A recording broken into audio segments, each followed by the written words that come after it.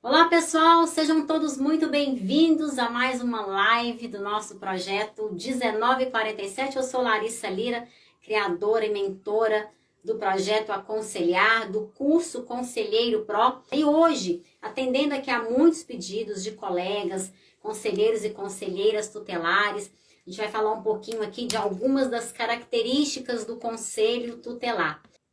Quando a gente fala de conselho tutelar, e a gente fala de características do órgão,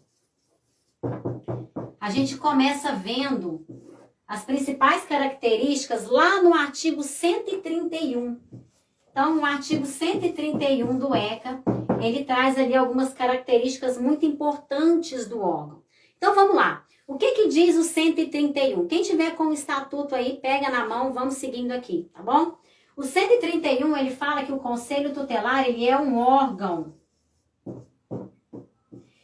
Quando o legislador, ele trouxe essa característica de que o Conselho Tutelar, ele é um órgão, ele veio aqui de forma muito clara enfatizar que o Conselho Tutelar, ele não é serviço e nem programa de atendimento.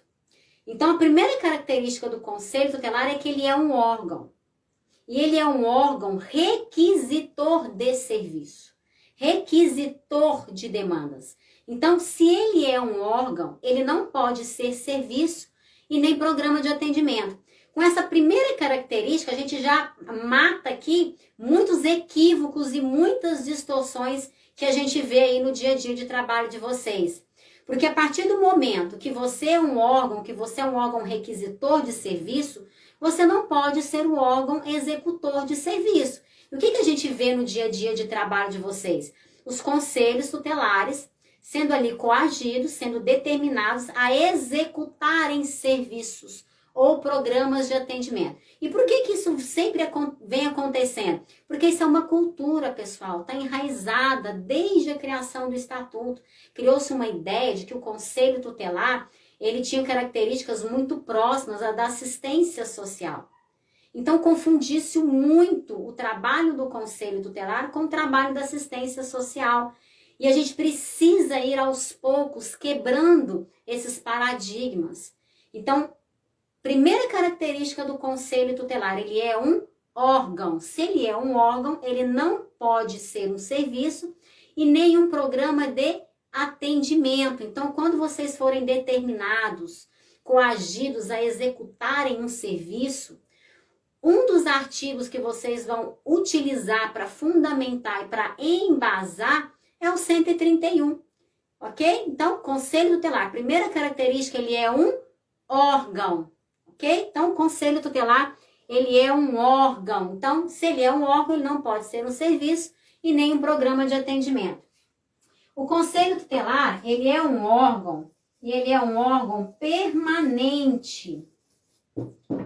Larissa, o que o legislador quis dizer com permanente?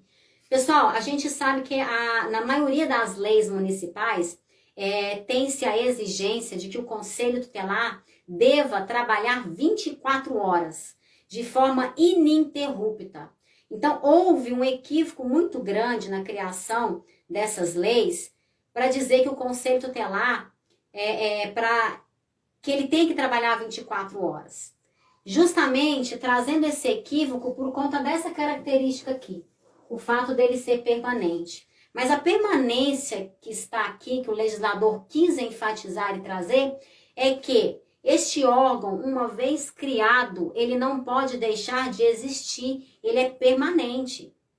Ele não pode deixar de existir, não tem nada a ver com trabalhar 24 horas em sistema de sobreaviso, como está disposto na grande maioria das legislações municipais.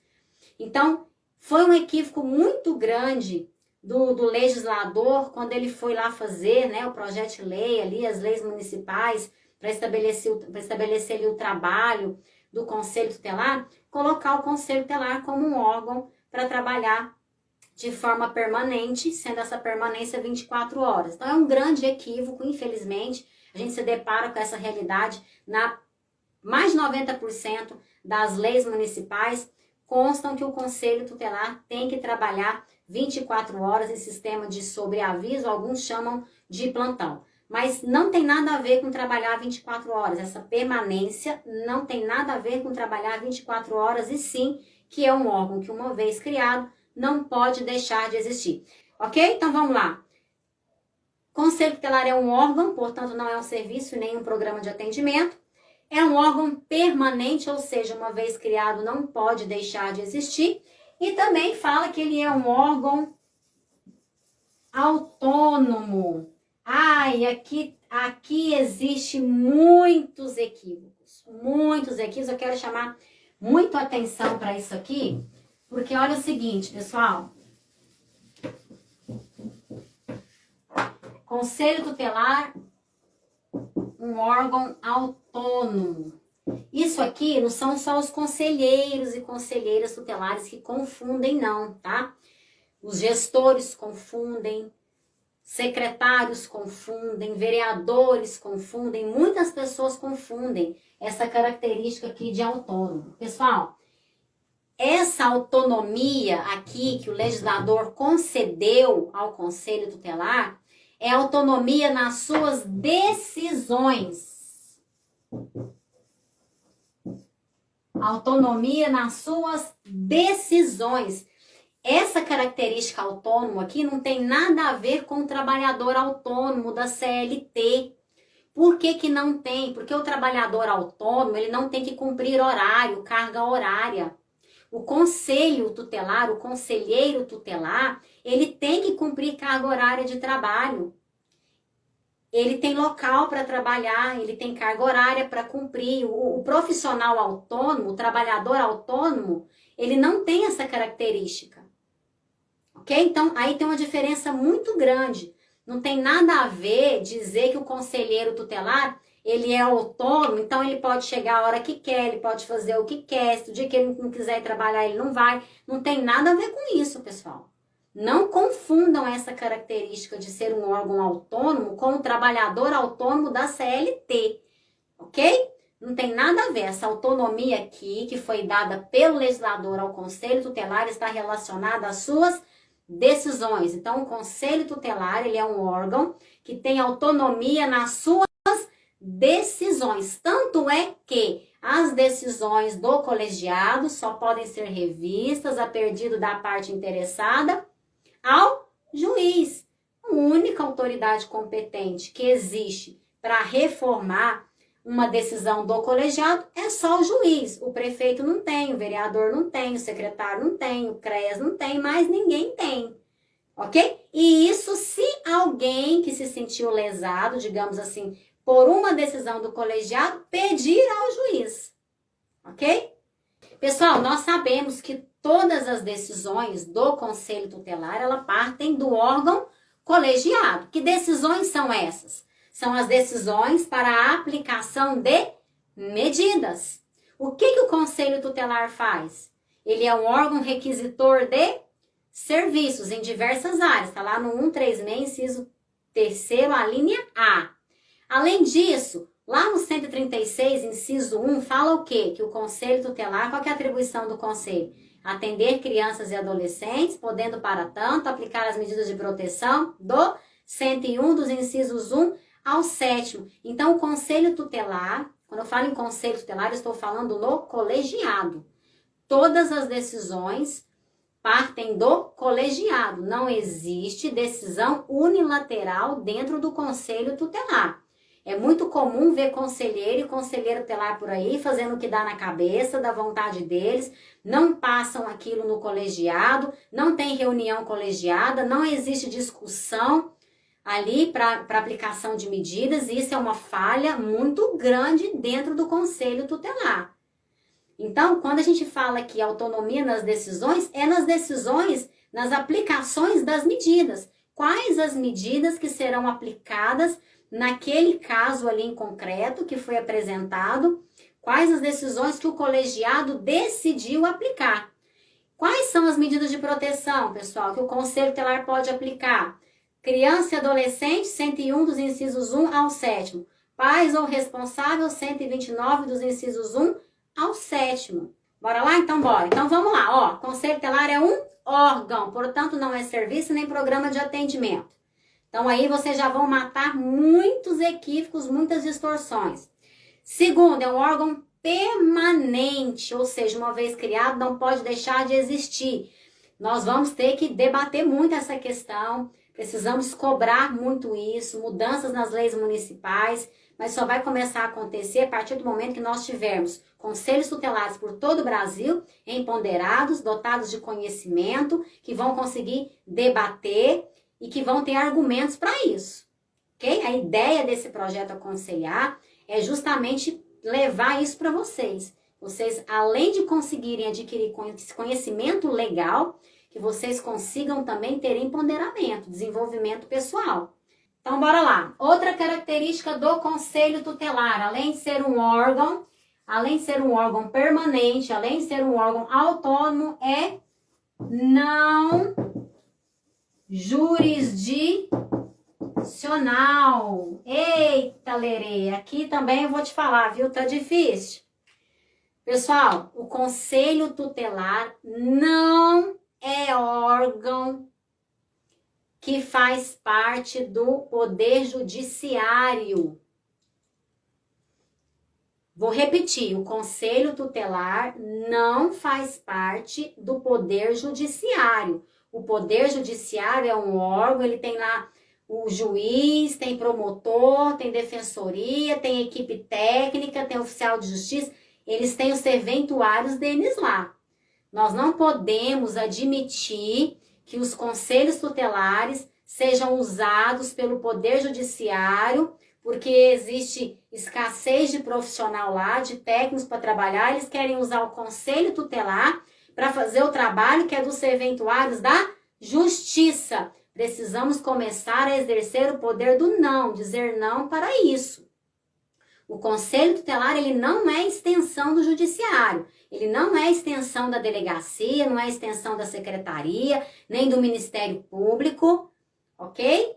Não podemos confundir isso. Por que eu estou falando isso? Porque tem muito Conselho Tutelar que recebe determinações dos juízes, por exemplo, para fazer o quê? Para acompanhar a busca e apreensão de criança e adolescente. Para fazer mais o quê?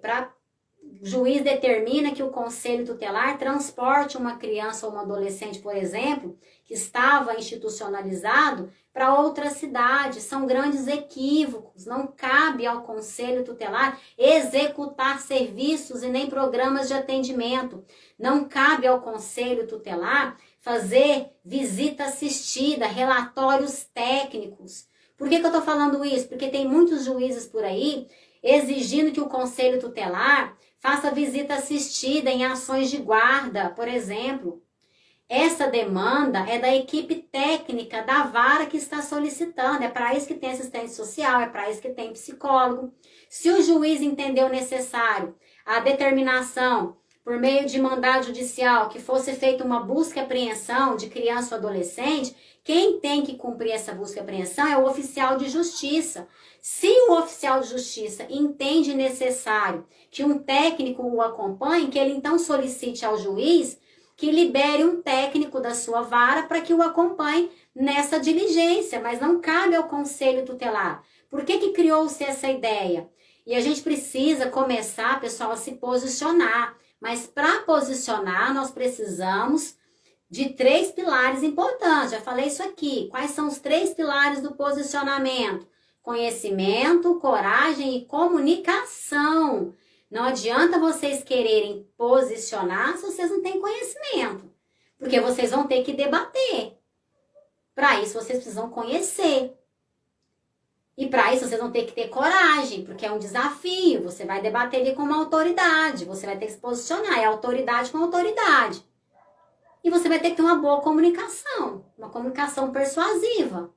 Então, o Conselho Tutelar não é órgão do Poder Judiciário, por isso ele é não jurisdicional, ele é órgão administrativo. Pessoal, o Conselho Tutelar ele foi criado para judicializar, ele foi criado no âmbito administrativo para evitar com que todas as ações referentes à criança, adolescente, à família, fossem decididas pelo Poder Judiciário.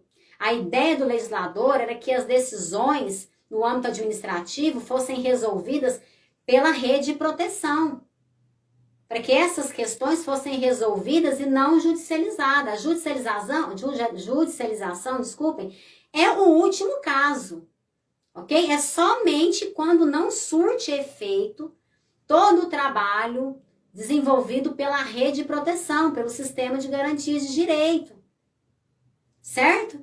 Então, em último caso é que vai para o juiz, vai judicializar essas questões.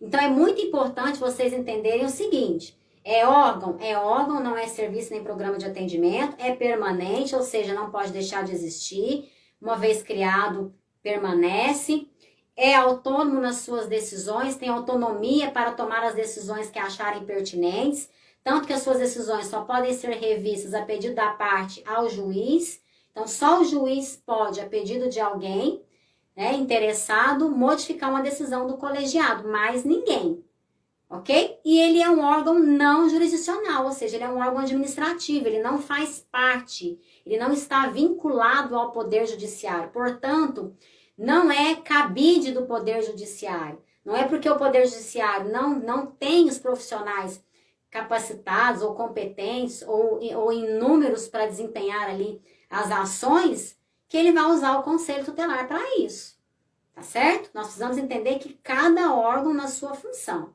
que mais que o Conselho Tutelar é? Ele é um órgão encarregado por quem? Pela sociedade. O Conselho Tutelar, ele é um órgão que ele é escolhido pela sociedade. Passa-se por um processo de escolha. E quem escolhe é a sociedade. Então, ele é um representante ali da sociedade, como se fosse um vereador. Então, a sociedade o escolhe para representar ali naquele órgão. Então, ele é encarregado pela sociedade. Ele é escolhido pela população local, pela sociedade, pela população do município. Para quê? Qual que é a finalidade? Para zelar pelo, vamos lá, olha só,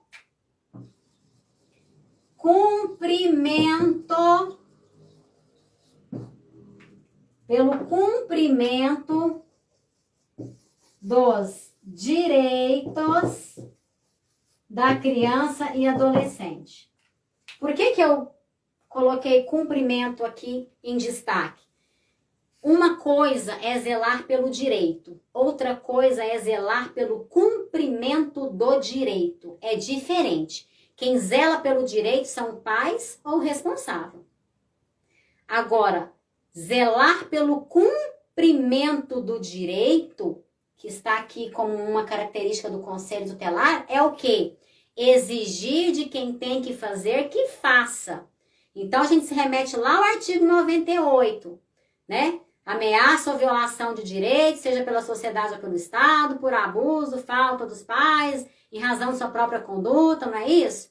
Então, o Conselho Tutelar, ele zela pelo cumprimento.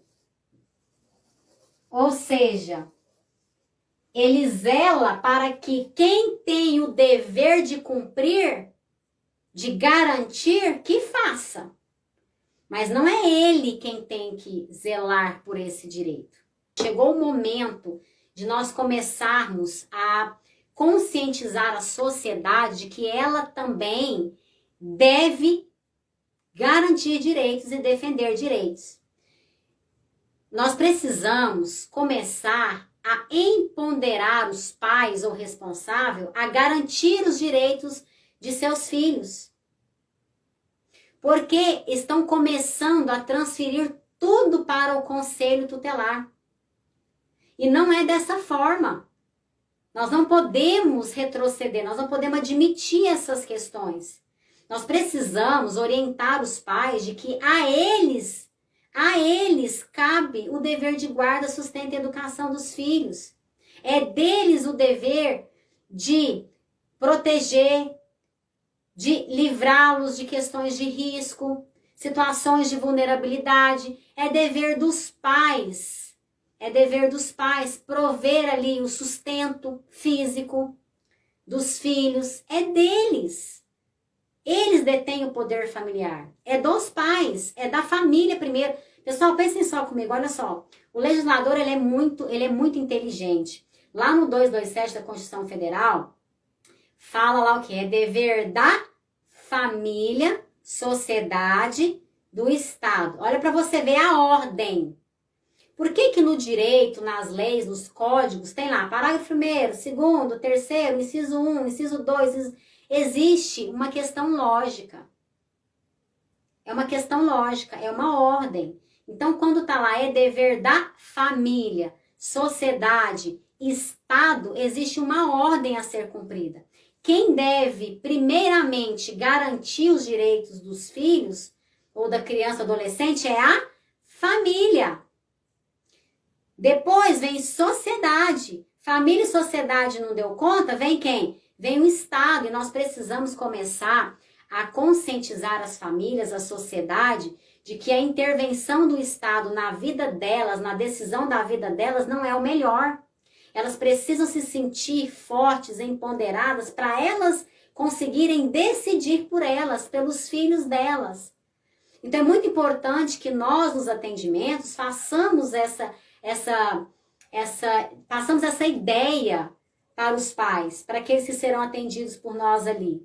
Então nós precisamos começar a conscientizar também a sociedade de que ela é responsável. Então se um cidadão, um vizinho, está vendo ali que uma criança está sendo violentada, está sendo agredida fisicamente e ele não toma providência nenhuma, ele está sendo omisso, ele pode responder pelo crime de omissão. Por quê? Porque ele viu, ele ouviu, ele constatou e não fez nada. Então nós precisamos passar essas informações para a sociedade. O Conselho Tutelar, ele é um órgão que zela pelo cumprimento do direito, ou seja, ele exige de quem tem que fazer que faça. Então, se é os pais quem devem garantir tal direito, vamos exigir dos pais. É a sociedade, vamos exigir. É o Estado, vamos exigir do Estado. Por exemplo, vaga em escola. Os pais já procuraram, foram atrás, não tem vaga, ninguém oferece vaga. Nós vamos exigir de quem? Que o direito à educação se cumpra do Estado. Ok? Então, um exemplo para vocês aí. Continuando aqui. Outra característica. Agora nós vamos lá para o artigo 132. O 132 fala o quê? Que o Conselho Tutelar é órgão o quê? Integrante de quem? Da administração pública local.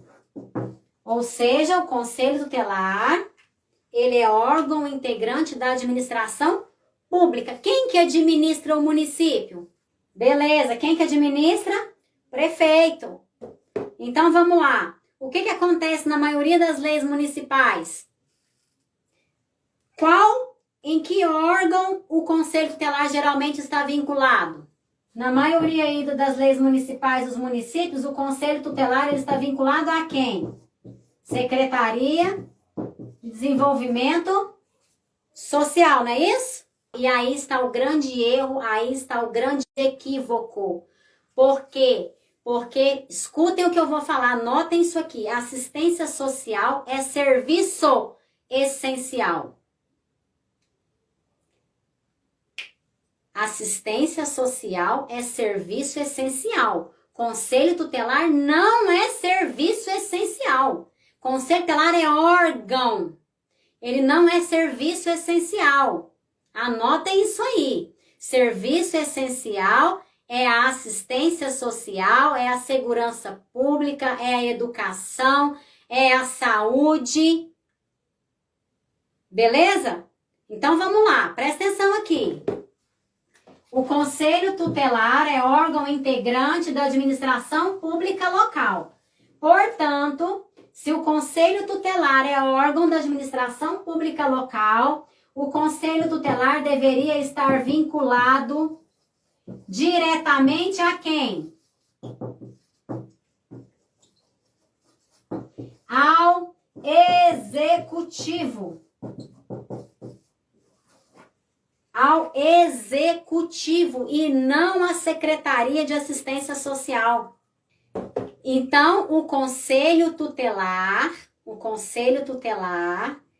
sendo um órgão da administração pública local, ele deveria estar vinculado diretamente ao executivo e não à Secretaria de Desenvolvimento Social, como a gente vê aí nas leis municipais.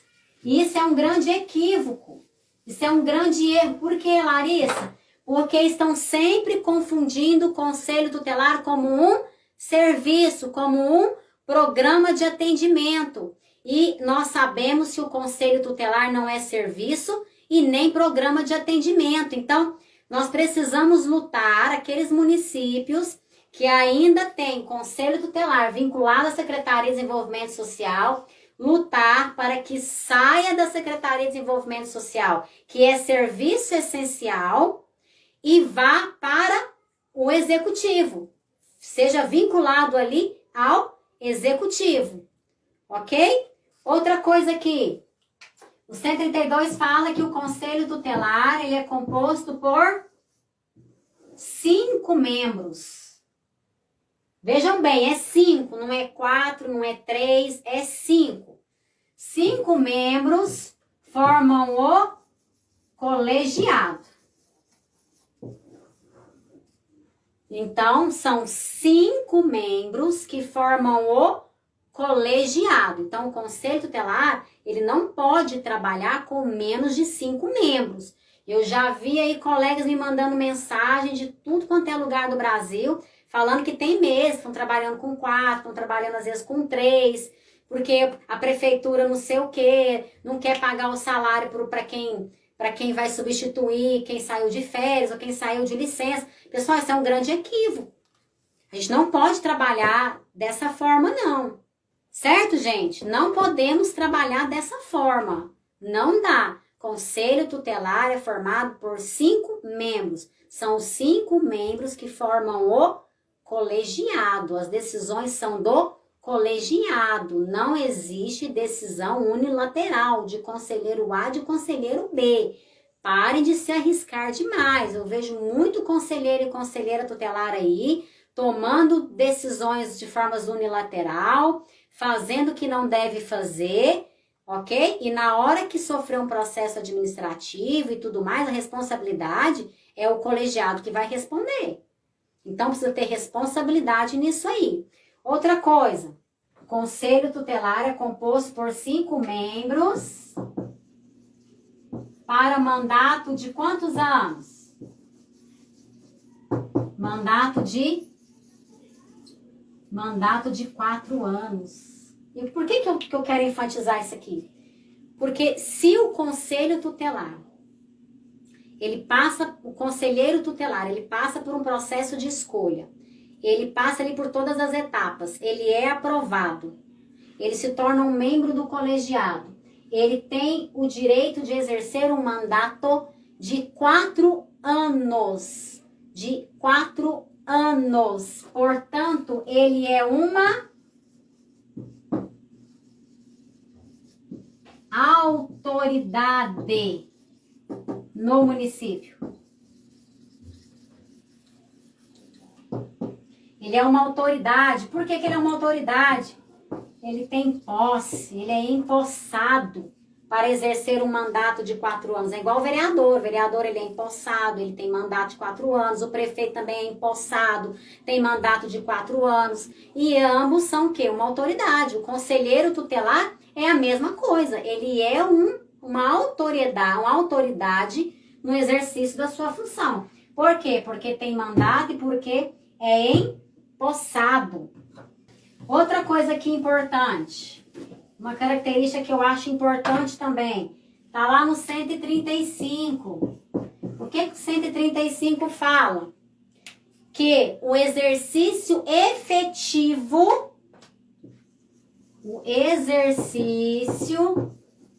efetivo de quê? Da função, ou seja, uma função de conselheiro tutelar é o quê? Constituirá serviço público relevante. Pessoal, eu quero parar aqui, ó. Exercício efetivo, duradouro, da função de conselheiro é um serviço público relevante. Então, bora lá.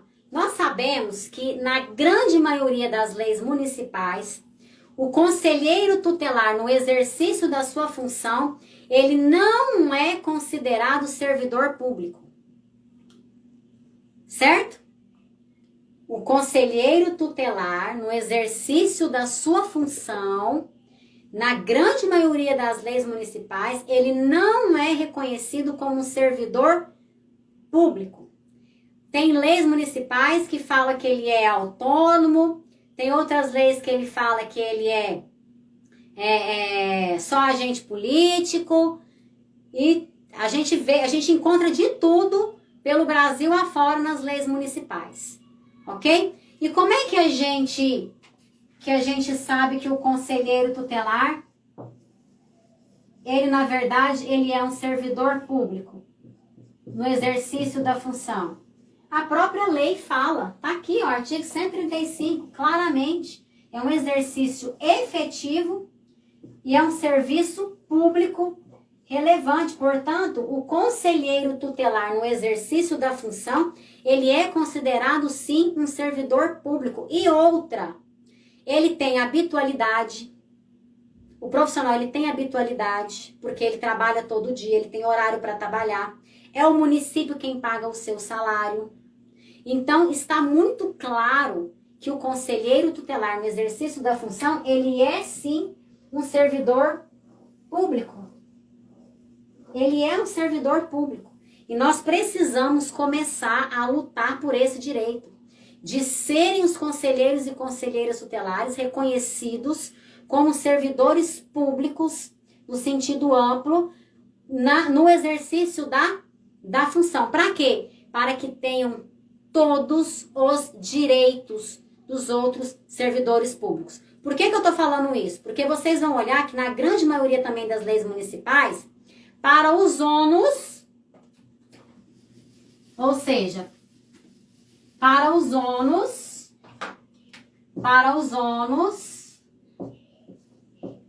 ou seja, para ser processado administrativamente e tudo mais, ele é considerado o quê? Servidor público. Por quê? Porque ele é a sua ação ali, a sua atitude, ela vai ser avaliada de acordo com a lei do servidor público. Para os ônus. Mas para os bônus, ou seja, para os direitos, ele não é. E qual que é a diferença? Por que para os ônus eu sou ali levado a ser, corrigido ali pela lei do servidor público, e para os bônus eu não posso ser? Então ainda há muitas incógnitas. O legislador, infelizmente, ele foi um pouco econômico ao falar ali mais sobre o conselheiro tutelar, sobre o profissional. Então nós precisamos utilizar de muitas jurisprudências, de muitas analogias, para que a gente consiga chegar a essas respostas aqui. Então nós precisamos de fato começar a lutar para que nós sejamos também reconhecidos como servidores públicos no exercício da função, uma vez que nós exercemos, o exercício, ele é efetivo da função de conselheiro tutelar, constitui o quê? Serviço público relevante. O que é essa relevância? É importante, é imprescindível, é indispensável. Então nós precisamos começar a lutar por esses direitos, pedir alterações da lei. E pessoal, vou falar para vocês, já existem vários julgados pelo Brasil afora, falando, reconhecendo o conselheiro tutelar como um servidor público no exercício da função. Nós vamos ter que utilizar de muitas leis correlatas, nós precisaremos de usar aí de muitas jurisprudências, de analogias, para que a gente consiga fundamentar isso aqui, ok? Então a gente precisa correr atrás disso, nós precisamos correr atrás desses direitos. Ó, só para vocês terem ideia aí, já existem várias discussões com relação à questão do plantão noturno, né, ou do sobreaviso. Já existem muitos municípios pelo Brasil que eles são remunerados pela hora extra que fazem, pela carga horária extra. A gente sabe que a maioria das leis municipais, eles colocam lá que o trabalho do conselho tutelar, ele é um trabalho de exclusividade, o sobreaviso, né, ou o plantão não é remunerado, e a gente sabe aí que se você for contar as horas trabalhadas pelo conselho tutelar, elas vão ultrapassar as 44 horas semanais, que são as legais que ali a CLT admite. Então, precisa correr atrás desses direitos. A maioria dos conselhos tutelares pelo Brasil trabalham 8 horas por dia, né? Então, se a gente for colocar aí essas 8 horas aí, 5 vezes 8, 40, já dá 40 horas semanais, né? E tem conselhos tutelares que ultrapassam isso. Se você for colocar aí a questão dos plantões noturnos, porque geralmente é um por semana e tem os finais de semana, então ultrapassa essa questão das horas extras, então já é discutível. Já tem conselhos tutelares que recebem pelas horas extras trabalhadas. Outra questão também muito em discussão é a questão da exclusividade, de exigir do conselho tutelar exclusividade na função. E eu costumo dizer que para você exigir a exclusividade, você precisa de cumprir com um binômio muito importante. Eu chamo ele de binômio da necessidade versus possibilidade, tá? Necessidade versus possibilidade. O que quer dizer isso? Bom, se existe a necessidade que de fato esse profissional ele seja exclusivo, ele esteja ali exclusivo para desempenhar essa função, ele não possa exercer nenhuma outra função, outro cargo público ou privado, então, se existe essa necessidade dentro do município, então que o gestor dê a possibilidade para que isso se torne real. E quando eu falo aqui da possibilidade, pessoal, eu tô falando da questão da remuneração, tá? É muito incongruente você querer exigir exclusividade do profissional, sendo que a remuneração não é compatível com essa exigência. Muitos municípios aí, muitos conselhos tutelares de muitos municípios, eles recebem em torno de um salário mínimo e meio, e exigem exclusividade. E a gente sabe aí que as horas trabalhadas ultrapassam isso. Um salário mínimo e meio para uma autoridade receber é uma vergonha, é um descaso muito grande, a gente sabe. Então a gente precisa começar a lutar por esses direitos, a lutar por esses benefícios, para que o trabalho do conselho tutelar, do conselheiro e da conselheira tutelar seja melhor valorizado. E se nós não começarmos essa valorização por nós mesmos, a gente nunca vai conseguir. Então, a gente precisa, enquanto categoria, enquanto conselho tutelar, começar a lutar por esses direitos. Começar a soltar a voz mesmo e exigir esses direitos. Porque vocês são uma autoridade.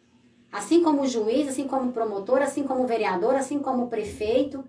Agora, os conselhos tutelares que estão espalhados aí por todo o Brasil, que recebem aí salários, digamos assim, bons, é porque correram atrás, é porque lutaram, foram atrás, demonstraram a relevância do serviço, do conselho, do órgão, né? Demonstraram ali o trabalho que é, a responsabilidade que é.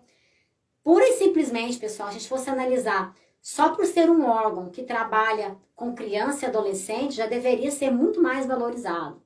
E ó, pessoal, vamos compartilhar os vídeos, entra lá no meu canal do YouTube, se inscreva no canal, compartilhe os vídeos lá. Eu estou reformulando as minhas redes sociais.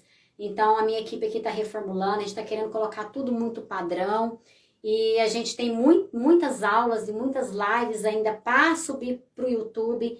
Então, a gente está fazendo isso com muito carinho. Aqui a equipe está toda preparando isso para a gente deixar as redes sociais bem legal para vocês, ok? Forte abraço e até o nosso próximo encontro, se Deus quiser. Abraço para vocês. Até a próxima. Fui!